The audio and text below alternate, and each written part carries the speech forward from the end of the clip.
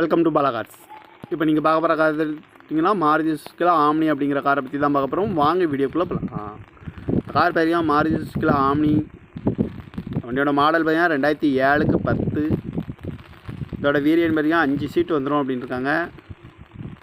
Owner பார்த்தீங்கன்னா 2 owner தான் வரும்னு இருக்காங்க. இது ஒரு பெட்ரோல் வண்டி தான். கிலோமீட்டர் பார்த்துட்டிங்கன்னா 59,700 கிலோமீட்டர் ரன்னிங் ஆகிருக்கு.